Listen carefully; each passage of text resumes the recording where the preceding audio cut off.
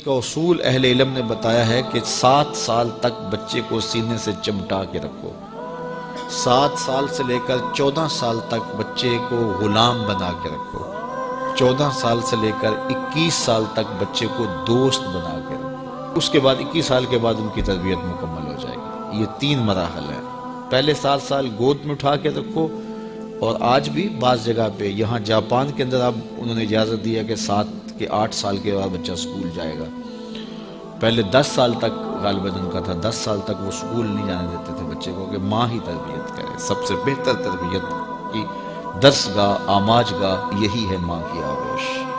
تو یہ جو 3 ساڑھے 3 سال کے بچوں کو ہم ماں اپنے سے دور کرنے کی کوشش کرتی ہے، نہیں، 7 سال بچے کو سینے سے چمٹا کے رکھے اور زیادہ وقت ماں دے، اور عمل سے سیکھتا ہے۔ اس لیے جب کوئی ماں باپ بن جائے تو اپنی عادتیں پرانی چھوڑ دیں اور اچھی عادتیں اختیار کرے، تاکہ وہ عادتیں اولاد کے اندر منتقل ہوں۔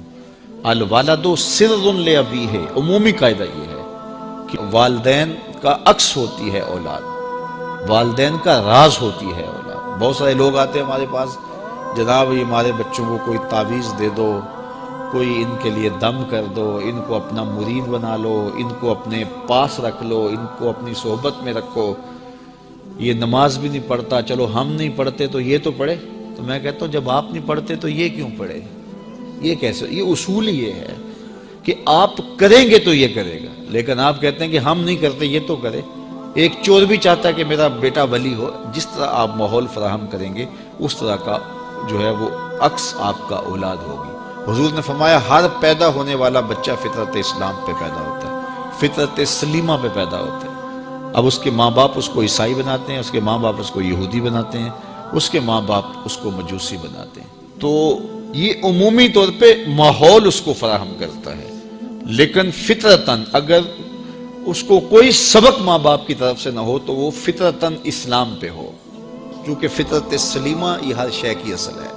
ہر انسان پیدا ہوتا ہے تو فطرت سلیمہ میں پیدا ہوتا ہے۔ تو اچھے والدین اچھی تربیت کی ضمانت ہے۔ تو جب کوئی کسی شخص کی شادی ہو جائے تو شادی سے ویسے بھی دین کی تکمیل ہو جاتی ہے، تو پھر اپنی عادات کو بھی بہتر کرے، اور تاکہ آنے والی اولاد نے اس کے عمل سے سیکھنا ہے، اس کے رویے سے سیکھنا ہے، اس کے طرز زندگی سے سیکھنا ہے۔ تو ہمارا سب سے قیمتی سرمایہ ہماری اولاد ہے۔ بعض اوقات ہم جو ہے وہ سارا دن اپنے کاروبار کو دیتے ہیں، دیگر امور میں دیتے ہیں، اولاد کو وقت نہیں دیتے۔ تو اولاد کو وقت چاہیے ہوتا ہے، اور اولاد کو وقت دینا چاہیے، اور اولاد کو وقت دینے سے ان کی اچھی تربیت ہوگی۔ وہ آپ کے پاس بیٹھے اٹھیں گے، آپ کی باتیں سنیں گے، آپ کے عمل دیکھیں گے، آپ کے رویے دیکھیں گے، تو پھر ان کے اندر اس کا عکس پیدا ہوگا۔ آپ کی روایات ان کے اندر منتقل ہوں گی، آپ کی عادات ان کے اندر منتقل ہوں گی، آپ کے حق کیا ہیں، اپنے اخلاق کیا ہیں، اپنی اقدار کیا ہیں۔ اگر وہ صالح ہیں تو صالح منتقل ہوں گی، اگر وہ صالح نہیں ہیں تو پھر جو ان کی عادات ہیں وہ ان کے اندر منتقل ہو پائیں گی۔ تو اس لیے ہمیں اولاد کی تربیت کرنے کے لیے سب سے پہلے اپنا جائزہ لینا ہوگا، اور پھر اس کو اولاد میں منتقل کرنا ہوگا۔ یہ کوئی ایسی گولی نہیں ہے کہ جو ہم خود نہ کھائیں اور ان کو کھلا دیں اور ان کو شفا ہو جائے۔ یہ گولی ہمیں خود بھی کھانی پڑے گی، پھر ان کو کھلانی پڑے گی۔ تو اس لیے قرآن نے کہا قُوا أَنفُسَكُمْ وَأَهْلِيكُمْ نَارًا وَقُودُهَا النَّاسُ وَالْحِجَارَةُ، اپنے آپ کو اور اپنی اولاد کو، اپنے اہل و عیال کو جہنم کی آگ سے بچا لو، جس کا ایندھن انسان اور پتھر ہیں۔ اپنے عمل اتنے خوبصورت بناؤ، اپنے رویے اتنے پاکیزہ کر لو، اپنا انداز اتنا خوبصورت بنا لو کہ تمہارے رویے اور تمہارا انداز تمہاری نسلوں میں منتقل ہو، اور وہ بھی جہنم کی آگ سے بچ جائیں اور تم بھی جہنم کی آگ سے بچ جاؤ۔ لیکن اگر تمہارے رویے خوبصورت نہ ہوئے، عمل خوبصورت نہ ہوا۔ اولاد کی تربیت میں سب سے اہم چیز کیا ہے؟ ہم سمجھتے ہیں کہ تربیت میں ہماری گفتگو اثر انداز ہوگی، ہم دلائل کے انبار لگا دیں گے اور اولاد کو قائل کر لیں گے۔ اولاد قائل کرنے سے نہیں سیکھتی، اولاد آپ کے عمل سے سیکھتی ہے۔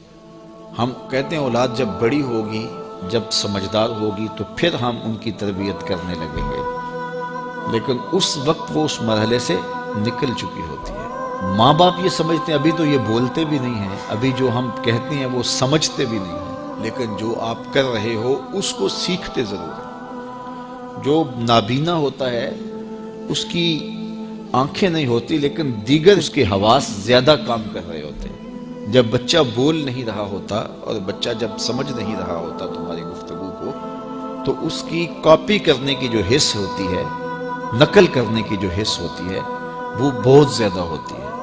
تو وہ وقت ہوتا ہے اولاد کو سکھانے کا۔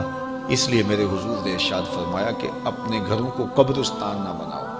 یعنی جس طرح قبرستان میں کبھی نماز نہیں پڑھی جاتی، تو تمہارے گھر کے اندر نماز نہ پڑھی جا رہی ہو تو بچے کہیں گے اور خود مصلی پہ کھڑا ہونا شروع ہوں گے۔ ابتداءً وہ یوں ہی مصلی پہ آئیں گے۔ امام غزالی فرماتے ہیں ہر عمل پہلے ریا ہوتا ہے، پھر عادت بنتی ہے، پھر عبادت بنتی ہے۔ تو پہلے وہ ویسے ہی دکھلاوے کے لیے مصلی پہ آئیں گے، پھر آہستہ آہستہ ان کی عادت بنے گی، پھر اس کے بعد وہ عبادت بن جائے گی۔ اور فرمایا گیا 7 سال کا بچہ، اس کو ترغیب دو نماز کی۔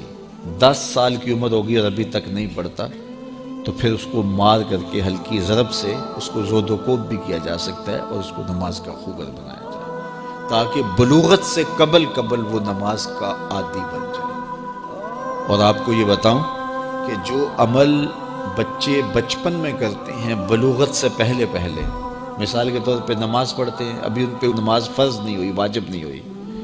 اس طرح چھوٹے بچے روزہ رکھ لیتے ہیں، 8 سال کے، 7 سال کے، 6 سال کے بچے روزہ رکھ رہے ہوتے ہیں۔ پھول جیسے بچے دوپہر کو کملا جاتے ہیں تو مائیں پریشان ہو جاتی ہیں، تو وہ انہیں بعض اوقات خلوت میں لے جا کے کہتی ہیں کہ یہ دودھ پی لو، یہ چیز لے لو، کوئی دیکھ نہیں رہا۔ تو وہ بچے مانتے نہیں کہ نہیں، ہمارا اللہ دیکھ رہا ہے، ہم نے روزہ نبھانا ہے۔